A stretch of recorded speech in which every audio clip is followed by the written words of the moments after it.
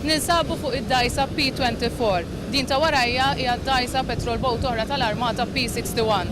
Apport din il-petrol boat hemm uffiċjali tal-Armata tal-Explosive Ordnance Depot li marru Tripli sabiex jassiguraw li l-Ambaxxata Maltija fi Tripli ma toffri l-ebda periklu. Incidentalment fuq l-istess petrol boat hemm ukoll persuna mill-Libja li hija feruta. Il-P61 daħlet f'xatt it-Tiben il-ġimgħa l-ħabta ta' 8:15 filgħodu. Viżibilment tajjien fost dawk li niżlu minn fuq il-petrol boat kien hemm ċittadin Libjan li sofra minn ġrieħi wara li intlaqat bi sparatura f'Bani Walid.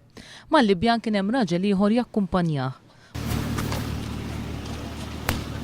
Mhuwiex magħruf il għala fost il-midruba fil-Libjan tażel dan ir-raġel biex jieħu trattament fl-isptar Mater Dei. Fuq il-pazjent, this wasn't our, we cannot answer that question. We are simply asked li aħna inġorru dan il-pazjent magħna. Asked by who? Asked by the government, obviously. And they don't tell you why or who he is? We are here we don't make policy, we execute the policy. Il-grupp tas sitt uffiċjali mill-Explosive Ordnance Depot sabu l-Ambaxxata Maltija fi Tripli li kienet żgassata u misruqa.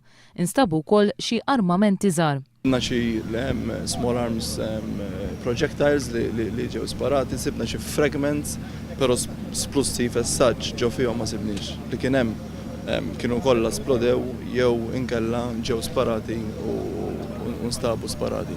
L-uffiċjali tal-Armata taw ukoll taħriġ lill-impjegati tal-Ambaxxata Maltija.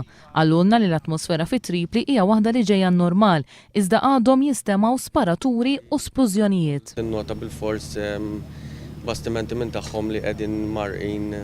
Din il-missjoni servit ta' taħriġ għal missjonijiet futuri. Dak kien trajla lina wkoll għal meta ħammuru full operation dal-waqt. Il-missjoni li jmiss tal-Armata hija Operazzjoni Atlanta, missjoni tal-Unjoni Ewropea kontra l-piraterija tas-Somalja.